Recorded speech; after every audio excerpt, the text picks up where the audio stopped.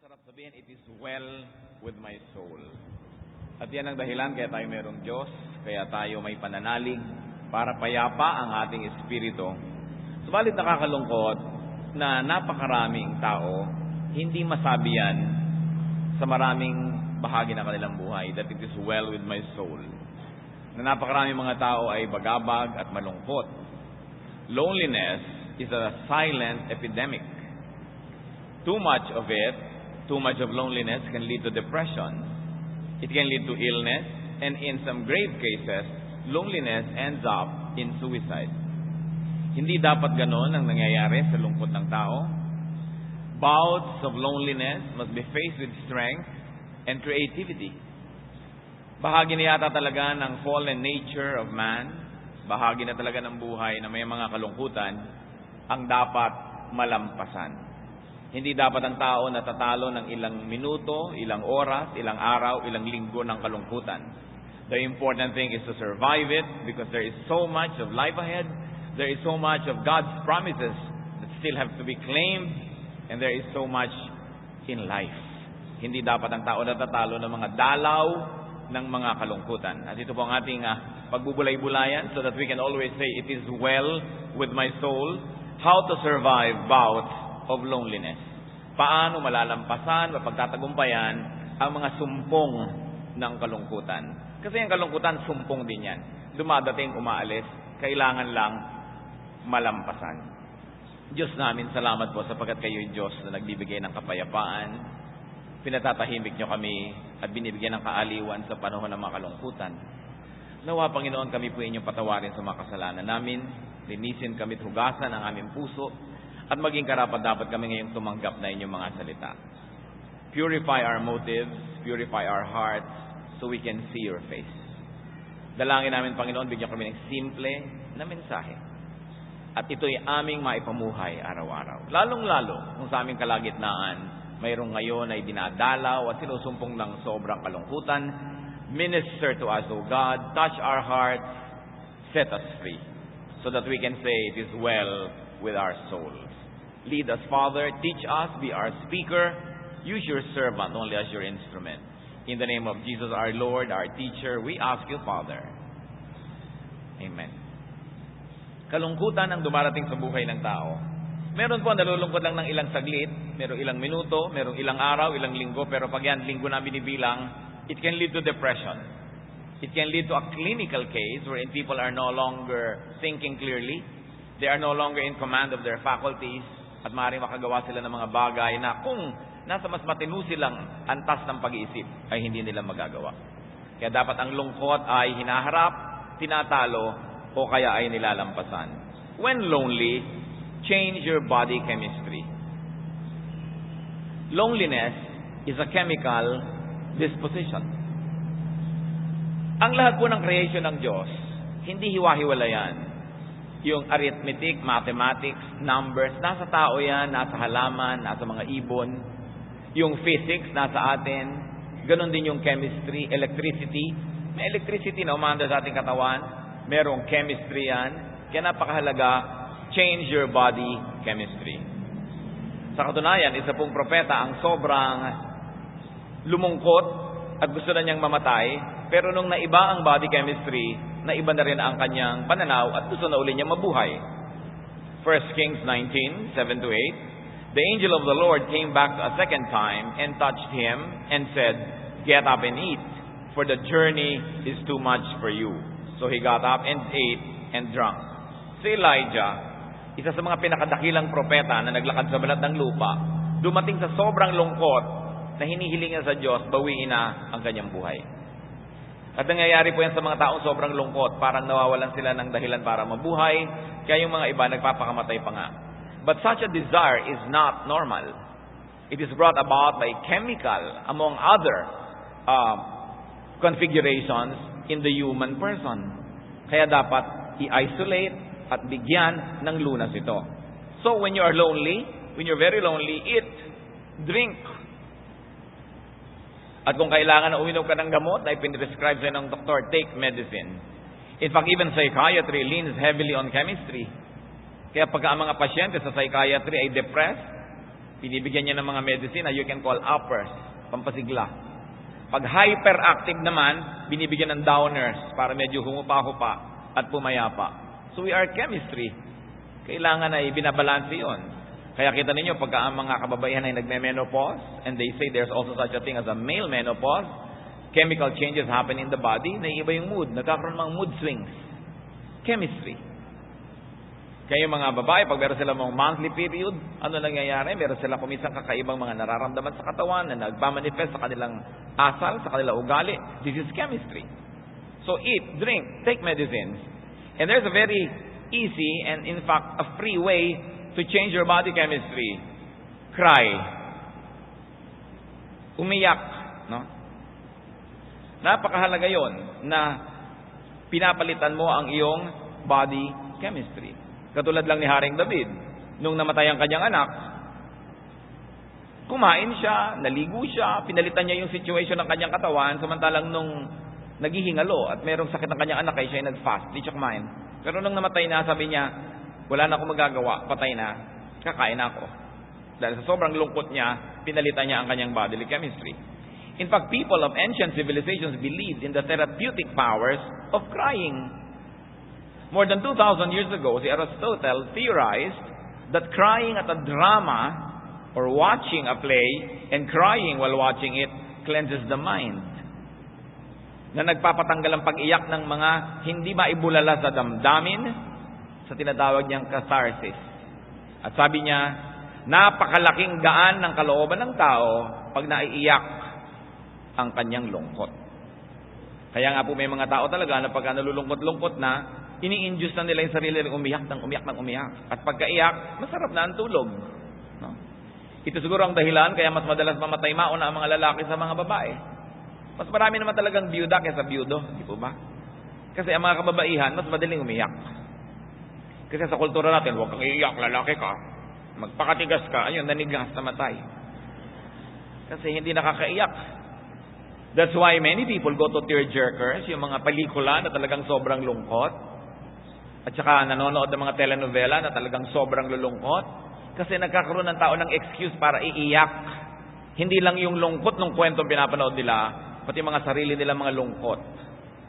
Lumalabas yung luha. At pag-alaman po ng mga nagsasaliksik na yung luha, siniyasat nila yung chemical composition, that it has many toxins found in stressed out muscles. Maraming laso ng katawan lumalabas kasama ng luha. Kaya talagang magaling umiyak, madaling din mag-relax. Libre pa. Change your body chemistry. Bukod sa kumain, uminom, umiyak, perspire. Mga kapatid, makinig kayo mabuti kasi libre to. Pag nalulungkot kayo, mag-exercise kayo. Move your body, walk, run, do martial arts exercises, dance, papawisin ninyo ang inyong katawan. Sinabi na namang dalubhasang nag-aral na ang paggalaw ng katawan ay talaga nakakapagpagaling maski ng mga sakit. At hindi lang sakit ng katawan, kundi sakit ng damdamin, mga lungkot, at mga malalalim na mga pighati. Dance is considered especially a very efficient form of therapy. Dance, or movement therapy as it is called in some circles, has been used for centuries as a way of improving mental and physical well-being. No? Pati sa paggalaw, si Elijah nga, nung nakakain, nakagalaw, at nung nakagalaw, sumigla uli ang buhay. 1 Kings 19:8, strengthened by that food, Elijah traveled 40 days and 40 nights until he reached Horeb, the mountain of God. There he went into a cave and spent the night. Nung sobra siyang depressed, gusto niyang mamatay, pinatulog, pinakain, pinainom, nakagalaw, at sumigla uli ang buhay. Mapalad po tayo kung hindi tayo paralyzed dahil pwede tayong gumalaw. Ngayon, ang ating mga kapatid na merong paralysis, may karamdaman, hindi maikilos ang katawan, kailangan nilang pairalin at paandarin ang lakas ng kanilang isip para mapaandar nila ang kanilang isip kung sakali mga ang katawan ay hindi mapaandar. The human body is an amazing creation that we can always find ways to compensate for the things that we cannot do or things that we do not have. Yung mga wala sa'yo, nagagawan mo yan ng paraan. Kaya kaysa mainggit ka, halimbawa, ikay paralyzed, nainggit ka doon sa hindi makagalaw, lalo ka lang magkakasakit. Kailangan gumawa ka ng paraan na paggalawin, kung hindi man ang iyong katawan o mga maliliit na bahagi ng iyong katawan, paggalawin mo ang iyong isip. At paggalawin mo ang iyong mata, kumurap ka ng kumurap, kumindat ka ng kumindat, do something, dahil movement changes your body chemistry. Kaya uulitin ko mga kapatid, lalo yung mga malulungkutin, ang dami naman natin kasing opportunity malungkot ngayon 10 million OFWs, ibig sabihin there are 10 million other halves of the OFWs na hindi kasama ang kanilang asawa, more or less, kasi iba konti magkasama. Dahil sa bawat isang OFW, may isang nangungulilang ama o ina, may nangungulilang asawa, may nangungulilang mga anak. Doon pa lang ang dami na nating opportunity malungkot. Pagkatapos, kahit hindi ka OFW naman, hindi kayo lagi magkasama ng mahal mo sa buhay. Isang malakas pagpalungkot yan magkahiwalay kayo. Pero sinasabi ko nga po sa mga malulungkot, mabuti nga ngayon meron ng internet, pwede na kayong mag-text, pwede na kayong mag-chat. Nung araw, magbo-voice tape ka pa, nasasabihin mo, ihuhulog mo pa sa koreo, isang linggo bago dumating doon, magbo-voice tape yung dinatnaan, ihuhulog sa koreo, isang linggo bago dumating sa'yo, 2 weeks later ang sagot. Ngayon, text lang, ang bilis. Papa, wala na kaming pera ng mga anak mo. Ang bilis, di ba? So, ang bilis ng communication. Kaya, hindi na masyado dapat na iniinday ang ganyan mga lungkot dahil better off tayo ngayon than before. But, I'm going back to my issue. Pag nalulungkot kayo, exercise. If you have the money, go to the gym. If there is a gym, go to the gym. Biruin nyo, gaganda pa kayo, aayos ang inyong katawan, lulusog kayo habang nalulungkot. Kaya pag may nakapansin sa'yo, wow, kumare, ang sexy-sexy mo. Kasi ang lungkot ko Di ba? Kasi ang lungkot-lungkot mo, tapos bumigat ka ng bumigat, no? Lalong humirap ang iyong kalagayan. So, change this, exercise. It will change your disposition, it will change your looks. It will be an advantage instead of a disadvantage. Another point, when lonely, create, recreate, work, do something creative, do something productive and helpful. Kailangan ng mga tao maraming ginagawa. Sapagkat yung paggawa, nakakalibang. Nakakatuwa pa yung bunga ng yung ginawa. Si Solomon po, na pinakamarunong na tao sa balat ng lupa, naging pinakamalungkot din. Sabi niya kasi sa Ecclesiastes 1:18, "For with much wisdom comes much sorrow. The more knowledge, the more grief." Kaya yung mas matatalino, mas malungkot yan kesa sa hindi masyadong matalino. O baka maglungkot-lungkot ang tuloy kayo ngayon, Dahil nakakalungkot pag marami ka ring alam. Kaya yung pong binibigyan ng Diyos ng ministry na maging marunong para akayin yung mga hindi marunong, maraming kalungkutan yun. Kaya dapat suportahan. Kasi biruin mo sa kanya na assign na maging marunong para sa iba. Si Solomon, ganun ang nangyari sa kanya. Sabi niya, with much wisdom comes much sorrow. So ano ang isa sa mga ginawa niya para harapin at talunin yung lungkot? Sabi niya sa Ecclesiastes 2:4-5, "I undertook great projects. I built houses for myself and planted vineyards. I made gardens and parks and planted all kinds of fruit trees in them." Naging productive siya. Imbes magmukmok, malungkot, magdrama, gumawa ng mga bagay na pakipakinabang para sa kanya at para sa iba. At ang masaya po sa nagtatrabaho, napapagod. At ang napapagod, nakatulog, nalilimutan ng lungkot. Yung dalaw ng lungkot, yung sumpong ng lungkot, nalampasan. Hindi mo naman pwedeng lampasan ang lahat ng lungkot ng buhay. Ang goal lang mo, lampasan yung lungkot ngayon. Mabuhay ka hanggang bukas. Because yung lungkot ng bukas, magkakaroon ng lungkot, ng grasya ng Diyos na pambukas.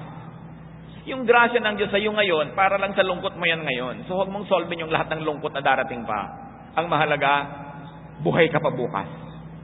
Dahil bukas, may bagong grasya. Every new morning brings new blessings from God. Kaya yung mga iba, sobrang nalulungkot, pinapakyaw na nila ngayon yung lungkot na darating pa. No. Sabi sa Bible, let the day's own trouble be sufficient for the day. Napakahalaga, one day at a time. One lungkot at a time. One problem at a time. Another thing to do, brothers and sisters. Pag nalulungkot, at ito tinulungan tayo ng Diyos dito, naglagay siya ng marami sa paligid. be soothed by beauty. Hayaan natin na ang kagandahan na nilikha ng Diyos ay magpahupa sa ating damdamin, magpalamig sa ating mga init, at magpangiti sa ating mga simangot. Relax and rest. Find beauty in the arts. Kaya kahit naman po sa kolehiyo, sa universal education, kasama yung humanities. Kahit ka mag-engineer, kahit ka magiging physicist, kahit ka magiging biologist, dadaan ka sa humanities. Dadaan ka sa arts subject. Kasi para ka maging kumpletong tao, dapat mong malaman na bahagi ng iyong buong pagkatao, nilikha ka ng Diyos, to find, appreciate, and create beauty, especially in the arts. Nakita niyo po si Haring Saul na binabagabag ng mga kung ano-anong demons inside him. Pag siya'y tinugtugan ni David, umaalis ang masasamang espiritu at natatahimik siya. 1 Samuel 16:23. Whenever the Spirit from God came upon Saul, David would take his harp and play. Then relief would come to Saul. He would feel better, and the evil spirit would leave him. Dahil sa music. Evil spirit cannot stand good music. Hindi nila gusto yan. Marami nag-iisip na doon daw sa impyerno siguro walang sound. Pero yun yung torture na walang sound. Kasi may sound, arrange mo lang, yung nagiging music. It can entertain you. Appreciate the arts. Look at beautiful things. Nilikha tayo ng Diyos na may likhas na kagandahan sa ating kalooban. At maganda na ito'y tapatan ng kagandahan na nasa labas ng ating pagkatao. Sapagkat pag nagtatapat yung dalawang yan, yung kagandahan sa iyong loob at kagandahan sa labas, may kapangyarihan na dumarating sa tao. We were fearfully and wonderfully made. And we were wired in creation for beauty. That's why you have to beautify your surroundings. Kahit maliit ang bahay, ayusin, huwag magulo. Para you are surrounded by order because God is God of order and you're surrounded by beauty. Sabi nga ni Mrs. Marcos, a man who doesn't appreciate beauty is only half a man. Hindi lang pambabae yung beauty, no? Dapat ang lahat ng tao, nagugustuhan mo yung mga bagay na magaganda. What else do you do when you're lonely? Change places. Lumabas-labas ka sa yung kuweba kung nalulungkot ka. Makinig kayo mabuti mga kapatid, lalo yung mga malulungkutin, kadalasan, lugar, yung nagpapalungkot sa inyo, hindi nyo napapansin. Na, kumisan iniisip mo, ba't nga ba ang tagal ko nagtiyaga sa ganitong uri ng kwarto? Ba't hindi ko man lang pinaganda? Ba't hindi ko man lang nilagyan ng magagandang picture? Bakit ako nagtiyaga na nakalagay dito sa dilim-dilim na kalagayan na ito? Bakit ba nagpapagawa ako ng banyo wala man lang kabinta-bintana? Ang dilim-dilim, puro lumot. No? Imbes comfort room, discomfort room ang mga banyo. Yung mga parang hindi na inisip mga tao na the place actually has an effect on you. Hanggat maaari, as much as safety or other practical considerations will allow, have open windows. Let the wind blow inside your house. Kailangan palitan yung scenery. No? Change your environment. Get out. Breathe fresh air. At salamat naman, meron namang napupuntahan ng mga park. Meron namang mga tabing dagat. No? Diyan nga mapalad yung mga taga-probinsya. Ang daming open spaces. Sa mga taga-Maynila naman, ibang mga city, may mga mall naman, may mga park. Breathe fresh air. And when possible, look out at distant views. Yung eto lang yung dingding, kaharap mo lang lagi, nakakalungkot yan, hindi napapansin ng mga tao. No? Kaya yung mga accountant, yung mga antrabaho, laging mga paperwork, may tendency laging malungkot. Kasi lagi kang nakasubsob sa kaprasong view, maliit na kwarto usually, lalo't inilalagay pa yung mga accounting at mga sales office, sa mga basement, nakakatulong yan na lumungkot ka. Ngayon, kung hindi mo yun magawa, mapalitan, kasi empleyado ka doon, every time that you can, go out and enjoy great scenery and great vistas. Nilikha ng Diyos sa mga tanawin para magdagdag sa ating kasiyahan. Kaya pag pinutol natin yung connection natin dyan, nagkakaroon tayo ng karagdagang kalungkutan na hindi natin naiisip. Yun pala ang dahilan. Ngayon, kung iniwan ka pa ng papa mo, tapos ganun pa, nakasubsub ka pa doon, dumadagdag talaga yung kalungkutan mo. No? Napakahalaga na gagawin mo. Change the environment. Pati si Ruth, si Naomi, no? Sa book ng Ruth, Namatay ang kanyang mga anak. Namatay ang kanyang asawa. So, change of scenery siya. Anong ginawa niya? Uuwi na lang siya sa kanyang bayan. Aalis na siya doon sa lugar ng kalungkutan. Lahat na lamang ng mga kwento doon nagpapaalala sa kanya, no? Gusto niyang kumanta na, "How can I forget you when there is always something there to remind me?" Di palitan mo yung view mo. Ang mahirap kasi, halimbawa, meron ka mahal sa buhay, naghiwalay kayo, iniwan ka, ikaw yung naiwan doon sa inyong lungga, ikaw ang lagi nakakaalala dahil kitang-kita dito siya naupo, dito siya tumayo, no? Dito niya ako pinagsasampal, dito niya ako kinaladkad. Ikaw ngayon itong nagdadrama-drama, magpalit ka ng lugar para mapalitan yung arrangement ng iyong buhay, no? A change of scenery can bring a newness of life and can bring you opportunities. When lonely also, change focus, change thoughts. Palitan ang laman ng isip.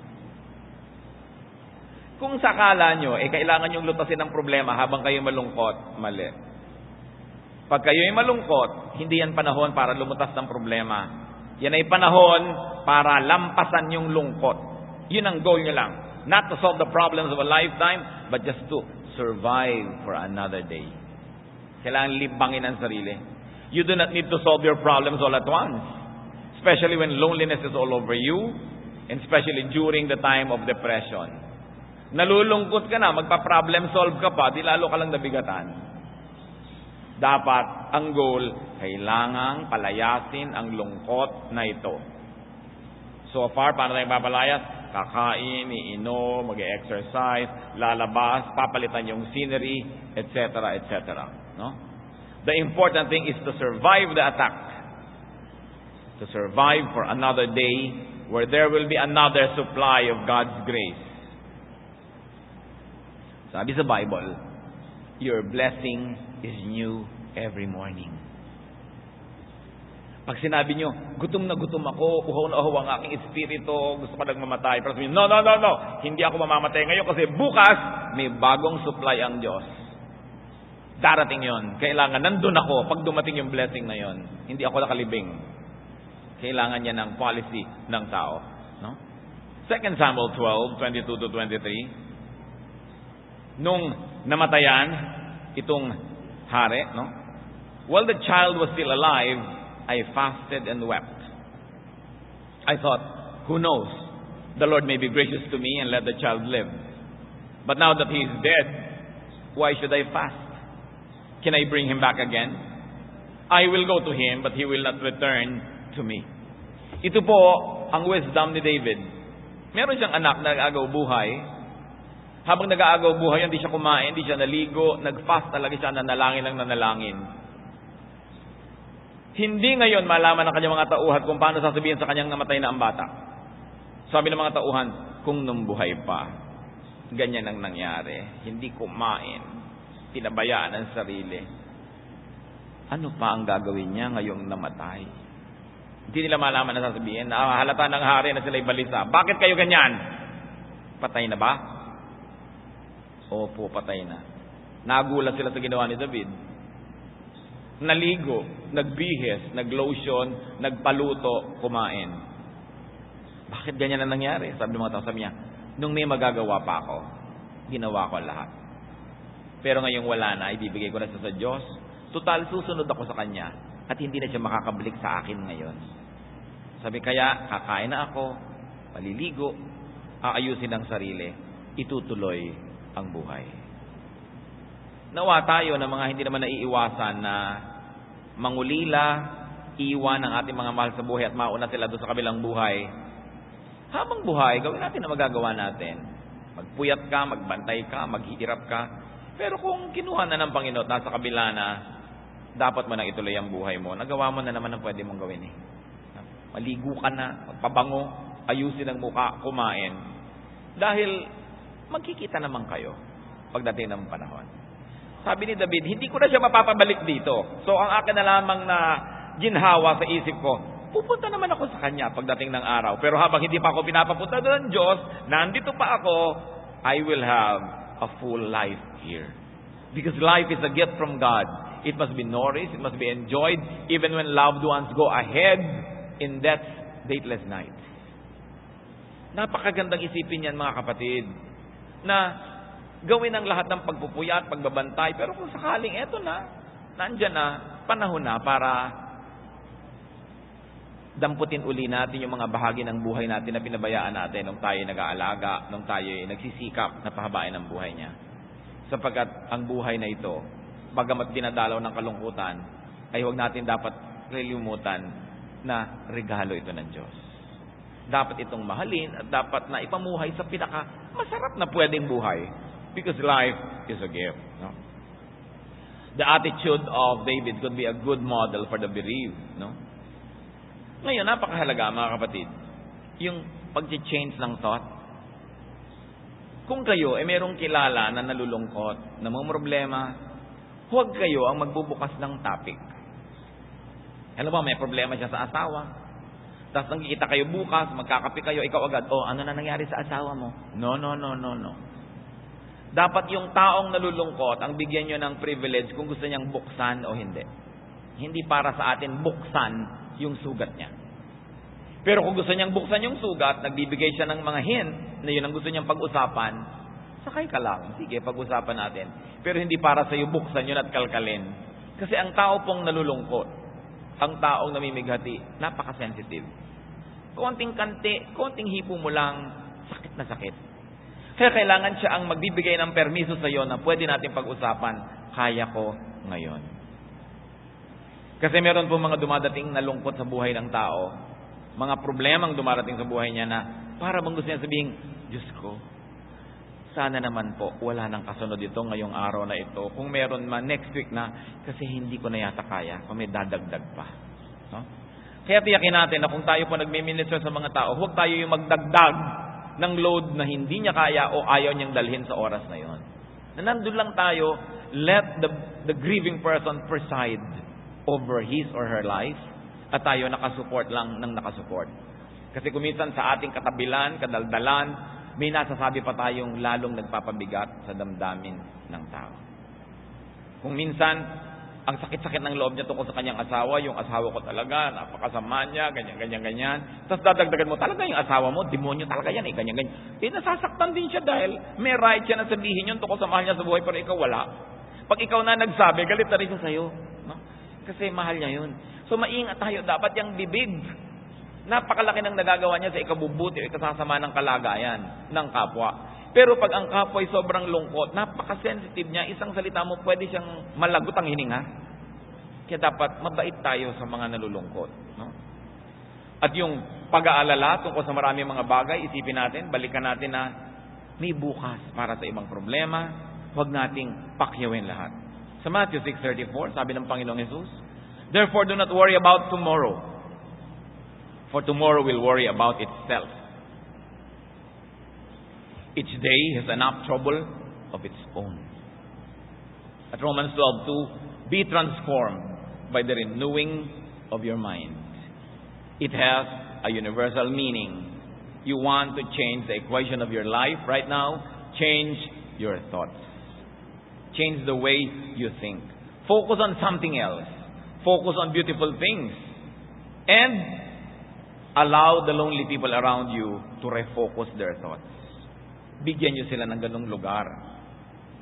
Psalm 42 verse 5, isang magandang halimbawa ng pagpapalit ng laman ng isip.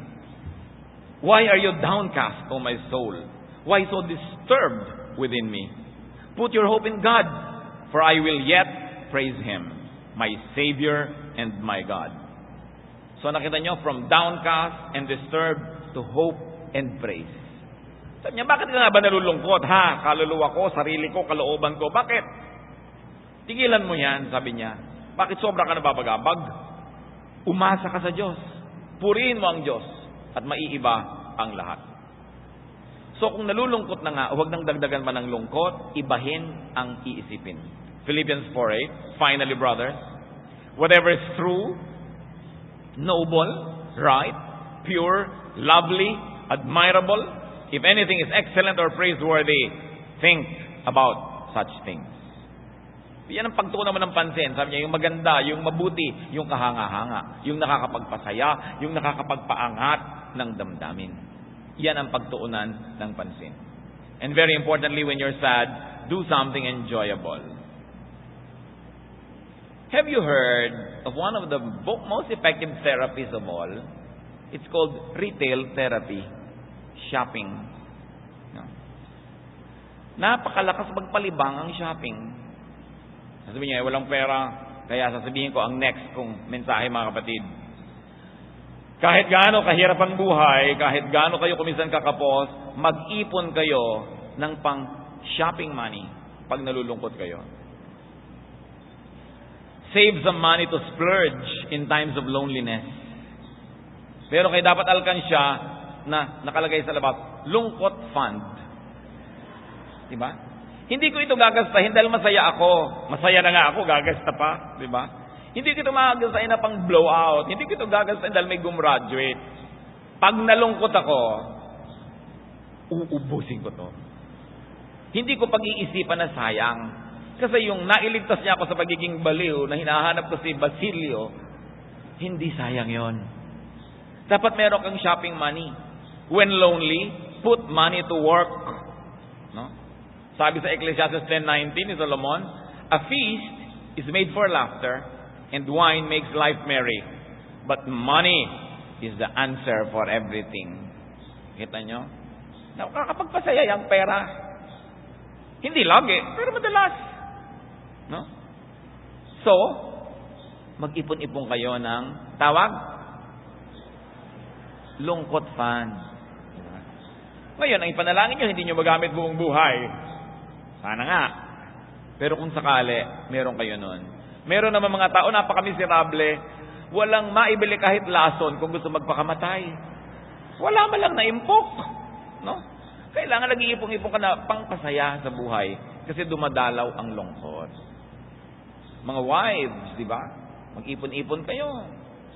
Pagka biglang nawawala ang asawa nyo, hanapin sa tawi-tawi, dapat may pamasahe naman kayo. Ang hirap-hirap nung balisa-balisa ka sa buhay, may nabalitaan ka nasa tawi-tawi, wala kang pamasahe. No? Nakatingin ka lang sa picture sa kalendaryo sa dingding nyo at pinag-uumpugan mong ulo mo dahil wala ka man lang. Ang hirap namang malungkot na wala ka pa, no? So, kailangan pinaghahandaan ng ganyang bagay kasi dumarating. And when lonely, what else do you do, brothers and sisters? Talk. Let it out. Confess. Napakalakas magpagaan yung nagko-confess ka. No? Gumaan. Kaya lang ang bumigat, yung pinag-confessan.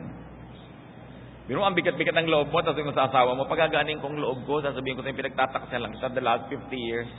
Ay, lumog din ang loob ko. Sabihin nga tumba yung asawa mo, namatay. Dahil lumipat sa kanya yung bigat. But confession really does help. No? Yung nagko-confess ka, nagsasabi ka, share. At napakaganda po ng Tagalog dyan. Wala nang gaganda pa. Huminga. Sabihin ako, makahinga man lang ako, ihinga ko man lang itong aking sama ng loob na ito. No? Kailangan ng tao nakakahinga. Kaya mahalaga na meron tayong nahihingahan. Nehemiah chapter 2 verses 1 to 3. Sabi nitong propetang si Nehemiah, dahil siya ay tagabigay ng alak sa hari, sila ay bihag sa ibang bansa, I took the wine and gave it to the king. I had not been sad in his presence before. So the king asked me, why does your face look so sad when you are not ill? This can be nothing but sadness of heart. Alam niyo po, sa presence ng royalty, bawal lumungkot. Bawal ang sakit ng ngipin, bawal ang lahat ng uri ng sakit. Kasi dapat hindi mo binibigyan ng kabigatan ng damdamin ng namamahala. Sapagkat naniniwala ang lahat na kung magaan ang kanilang pakiramdam, higit lalong magiging magandang pag-iisip at lalo silang makakapamuno. There is such a thing as that kind of ministry, that you minister to people with high positions, you minister to people with grave responsibilities by not making them any sadder than they already are. Kaya sinabi itong si Nehemiah, hindi ko naman ugali na magpakita ng mahabang muka sa harap ng hari. Pero sapagkat napakatindi ng kanyang kalungkutan, hindi nailihim ng kanyang expression. At yung hari naman talaga, deserving maging hari, sensitive, marunong. Sabi niya doon sa nag-aabot, ba't ganyan ang mukha mo? Kang lungkot-lungkot. Siguradong wala nang ibang dahilan, kundi yan ay sadness of heart. At dahil na expression nahanap ng kalutasan yung ikinalulungkot niya at nagkaroon siya ng kasiyahan.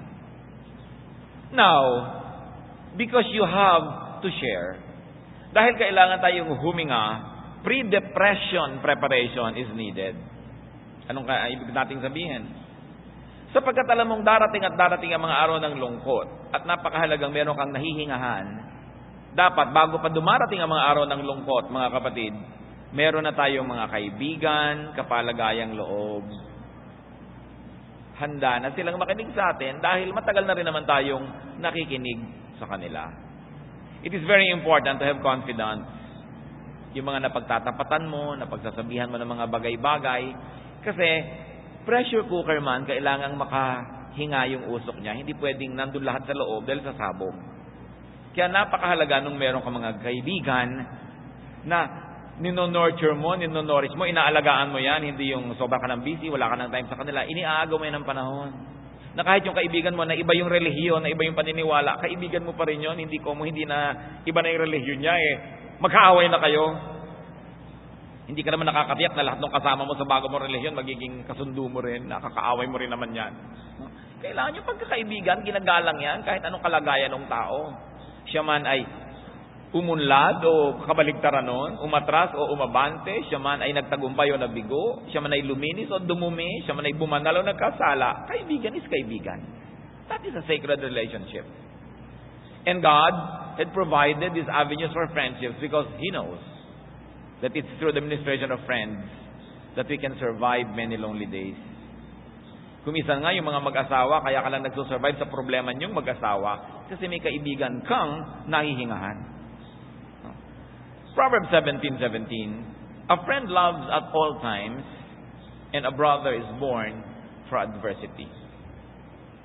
Sinadya ng Diyos na ang pagpapakaibigan at pagiging mga kapatid ay para talaga sa panahon ng hirap, hindi lang sa panahon ng saya. Ngayon, ikaw maka-Diyos, Bible-based, born-again, evangelical Christian, nakakahinga ba sa iyo ang iyong mga kaibigan? O nagsisimula pa lang sila dyan-judge mo na evil yan, mali yan, sin yan, hindi na makakibu sa iyo. No? Hindi ka na makaka-minister sa kanila pag gano'n kaka-judgmental. There is a time to preach. Sabi nga sa Ecclesiastes, there is a time for everything. There is a time to be silent. There is a time to speak. So kailangan meron tayong mga kaibigan. Proverbs 18:24, there is a friend who sticks closer than a brother. It's precious to have friends. So offer your ears and listen. Hindi naman ikaw lang lagi ang papakinggan. Whenever you are the strong one, then be the listener. Be the comforter. Because your time may come when you are the one who needs the comfort, then you will be the speaker and the other person the listener. Kadalasan naman, kahit hindi ka bigyan ng payo, yung makahinga ka lang, lumuwag na Kailangan lang maihinga. At yun, ang mga wika po natin sa Pilipinas, ang mga iba natin mga wika, meron din silang word for that. Ang ibig sabihin din, ihinga mo, sabihin mo, ilabas mo. So, anong payo ng Proverbs 27:10? Do not forsake your friend and the friend of your father. And do not go to your brother's house when disaster strikes you. Better a neighbor nearby than a brother far away. Hindi tayo pinipigil na pumunta sa kapatid, pero ang context nito, malayo yung kapatid mo, may kapitbahay ka, di diyan ka na pumunta sa kapitbahay. So ang moral lesson, makipagmabutihan sa kapitbahay. Kasi may mga kapatid ka man, kung malayo, baliwala rin yun. Ang mahalaga, maganda ang relasyon mo doon sa mga taong malapit sa iyo. Ngayon, kung wala kang ganitong karamay, may mga tao sumusuling sa mga professionals, sa mga psychiatrists, counselors, at huwag niyong mamaliitin, may mga nagpupunta sa mga GRO at mga hostess. Alam niyo kung bakit? Wala nang masabihan Napakadalas minamasama natin yung mga babaeng ito, mga hostess sila, mga GRO, kukuya-kuya-koy, chichiklet-chiklet, nakikinig sila ng mga problema nito, mga lalaking ito, gaganyan-ganyan. Pero hindi natin alam na nakaka-minister din sila. Kaysa magbaril na yung tao dahil wala na mapagsabihan, walang mapagtapatan. At alam niyo kung bakit kuminsan sa mga ganito pa uri susuong at pupunta ang marami? Kasi judgmental tayo. Na i-communicate ba natin sa ating mga anak na ano man ang problema nila, pwede nilang sabihin? O takot sa magulang sobra? Kaya kuminsan, the parent is the last to know. Nakapitong abortion na pala yung anak, hindi alam ng nanay. Bakit kuminsan, parents are the last to know? Because we communicate to them an air of judgmentalism. That they cannot tell us certain things. No? Ayaw natin madinig. We bury our head in the sand and we pretend that the world is pink and beautiful when our own children have problems. Mga kaibigan natin, hindi nakakapagtapat sa atin. Nagbabalat kayo, itinatago ang mga tunay nilang mga nadarama. Kasi hindi tayo nakakapag-communicate ng openness na unconditional love. Kung ano ka man, ano man yung problema mo, anong naradama mo, dadali natin yan together. So hindi nagsasabi. For every person that commits suicide, there are probably 100 others to be blamed also. Dahil bakit nandyan lang sila, hindi sila nasabihan? Kasi hindi sila nakapag-communicate na pwede silang sabihan. Mahalaga ang tao nakakahinga. Pag may problema ang mahal natin sa buhay, hindi panahon yan para maging matalino. Hindi panahon yan para maging moral. Hindi panahon yan para maging correct and righteous. Panahon lang yan para magpagaling ng sugat. Panahon yan para magmahal, mag-aruga, tumanggap ng walang patakaran. At kung matinuna, lumakas na yung tao, nakarecover na, kung meron mang dapat pag-aralan, doon pa lang dapat pag-aralan yon. Nakakalungkot kung minsan, ang pagsisisi lagi nasa huli ng mga magulang kinailangan magsisi ng anak nila, naglihim ng naglihim sa kanila, lumubog ng lumubog sa problema dahil nauna ang takot. So it's important when we are sad, connect with people. And very especially, connect with the source of your happiness. Dali naman mag-connect ngayon. A call, a text, an email, a chat, connect ka na. No? Napakarami ng paraan ngayon para makakonect ang tao. So avoid needless disconnection. Avoid needless everything or nothing arrangement. Lalo sa mga mag-sweetheart. Kaya naman ang lungkot-lungkot mo, ayaw mo lang mauna mag-text eh. Kung nag-text ka lang, text na rin siya dahil hindi na rin siya makatiis, inaantay lang mauna ka na. Di, unahan mo na, nang matapos na yung lungkot na yan. Yung mga ayaw mag-usap, hirap na, pero ang totoo, mauna lang siya, Diyos ko, paunahin mo lang po because of my pride naman. Kahit konting-konting una lang. Kahit smiley, pwede na. No? Tapos, kakausapin mo na, dalawang text lang nagpalitan, natanggal na yung lungkot mo, bumalik na yung saya mo. Bakit di mo gawin? Pinapahirapan mo yung sarili because of pride. Pag may mga tao nagmamahalan, tapos hindi sila nag-uusap, nag-aaway sila, nakakalungkot yun. Pareho rin namang nalulungkot, parehong gumagawa ng mga kabalbalan para malibang. Why not do the easier thing and be the first one to reconnect? Dahil pag mahal ka rin naman yan, isang hi mo lang, mamaya may sagot na uli yan sa'yo. Tapos na, problema nyo. Kung bakit gano'n, yung mahal na mahal mo sa buhay, yung hindi lang mag-text, pinoproblema mo, laki-laking bagay. Pero isang text lang, para ka nang dinala sa paraiso. Piso lang. Diba? So, dalian. Connect with the source of your happiness. It could be the most powerful medicine. And if this is not possible at all, because that person does not want to connect with you, halimbawa, connect with an empathizing person. Or connect with an enjoyable companion. Kaya mahalaga, kung may mahal ka sa buhay, meron kayong common friend. Para kung kayo nagkasira o whatever, meron ka malang nahihingahan, nakilala rin niya yung karakter ng buhay mo na yon, lumuluwag ang iyong kalooban. We were created by God to need other people and to be needed by other people. But you have to invest time, energy, a lot of love to nourish such a relationship. And of course, above all, when you're lonely, how to survive it? Connect with God. Kailangan pa bang i-memorize yan? Diba? Pray. Worship. 1 Samuel 1, 10 and 12 to 16. In bitterness of soul, Hannah wept much and prayed to the Lord. As she kept on praying to the Lord, Eli observed her mouth. Hannah was praying in her heart, and her lips were moving, but her voice was not heard. Eli thought she was drunk, and said to her, "How long will you keep on getting drunk? Get rid of your wine." "Not so, my lord," Hannah replied. "I am a woman who is deeply troubled. I have not been drinking wine or beer. I was pouring out my soul to the Lord. Do not take your servant for a wicked woman. I have been praying here out of my great anguish and grief." And because of that, God honored her situation and gave her relief. Marami tayong mga relief. Merong advisable, merong dangerous. Katulad ng sinasabi nating relief in the hands of professionals, sometimes in hostesses and GROs. We are not saying that's a good thing to do.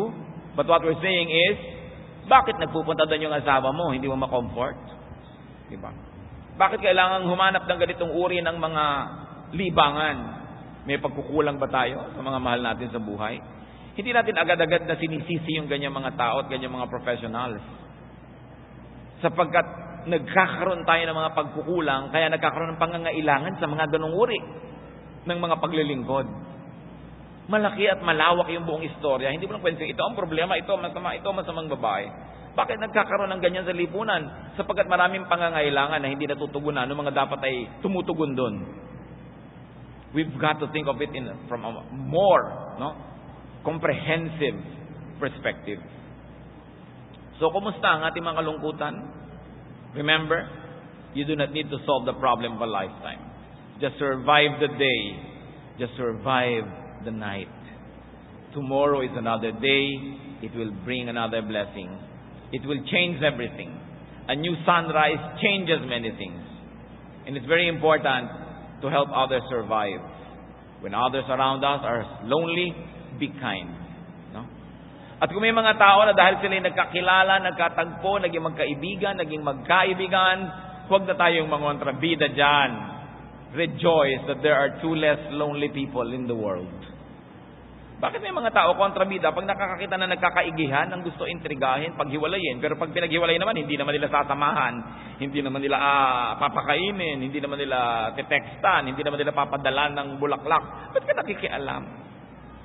6 bilyong tao sa planeta, ang dami-daming malungkot kasi hindi sila nagkakatagpo-tagpo. Ngayon, pag kami nagkatagpo, himala, huwag nyo nang guluhin. Liba nilang may maiaalok kayong mas mabuti at handa naman yung taong tanggapin ang inyong iniaalok, huwag na kayong sumali sa kwento. Be happy that there are people who are happy. At kailangan, lagi tayong merong nakalaan sa ating puso na openness to share. Gumagaan ang problema pag pinagtutulungang dinadala. And friends, I will repeat, are very important blessings from God. Because friends multiply our joy and divide our sorrow. Aming Diyos, salamat sapagkat kayo'y mahabaging Diyos. Salamat kayo'y concerned sa buhay namin.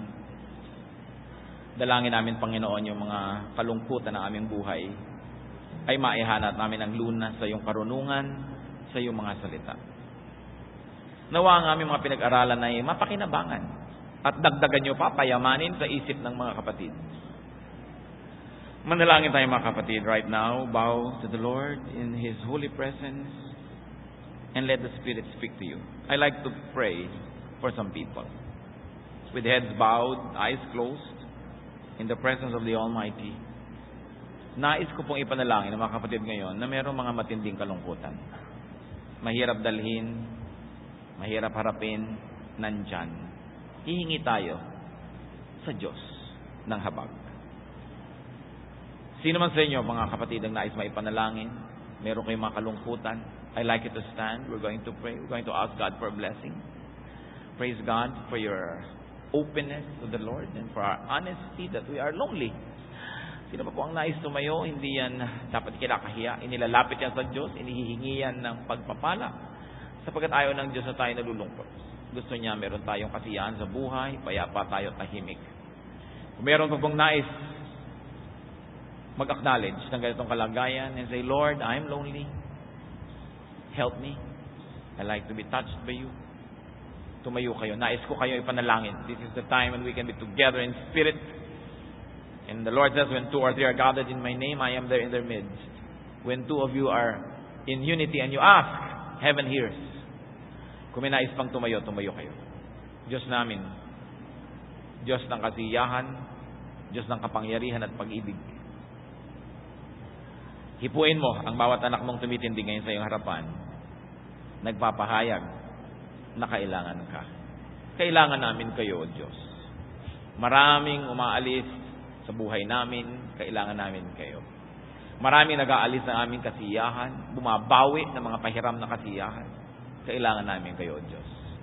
Marami kami mga pangamba, marami kami iniisip na nagpapalungkot. Kailangan namin kayo. Panginoon, nilalapit ko sa iyo very especially ngayon yung mga nangungulila because they were bereaved. Kung meron man na dahil sa makabilang buhay ang mahal sa buhay, Punuin mo ng Espiritu mo yung nabakanting bahagi ng kanilang puso. At nang sa ganon, gumaling ang sugat at maibsan ng kasiyahan na nagmumula sa iyo.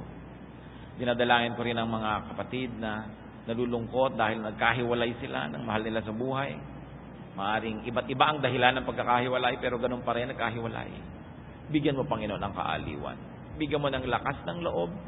Magpadala ka ng mga tao at mga bagay na magbibigay ng kasiyahan, ng kapahingahan ng isip.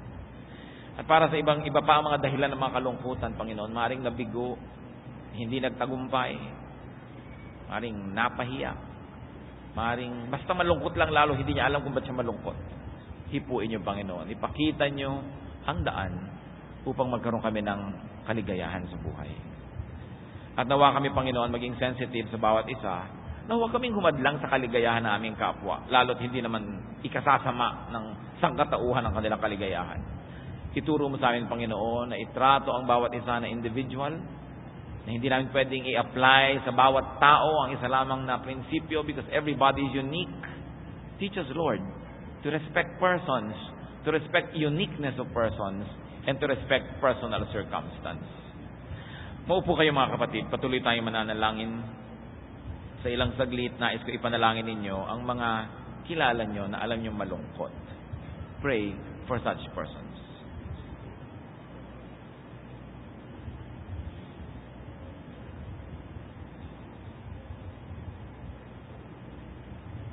Nilalapit namin sa iyo, Panginoon, ang aming mga mahal sa buhay, kaibigan, mga kilala, katrabaho, na alam namin yung mga kalungkutan. Turuan mo kami, Lord, to minister to them. At nawa sila ay paghimalaan mo, Panginoon, hipuin mo ang Espiritu, bigyan ng lakas ng loob, bigyan ng sigla, at bigyan ng pag-asa. At ang aming dalangin, Panginoon, gawin niyo po kaming sensitibo, na kung ang aming kapwa ay nalulungkot, maintindihan namin ito. Kung sila, Lord, are crying for help, although not directly, teach us to pay attention and to give them attention. Teach us, O Lord, to accommodate the grieving, the sorrowful, the lonely, though sometimes we are also burdened ourselves. Turo mo sa amin, Panginoon, ang buhay ay pakikipagtulungan sa aming kapwa. At ang dalangin namin, Panginoon, palitan mo ang aming mga kalungkutan ng pag-asa. Turuan mo rin kami, Panginoon, na maging lalong marunong at makakuha ng mga leksyon sa bawat kalungkutan na dumadalaw sa aming buhay. Patuloy tayong magbulay-bulay. Listen to the voice of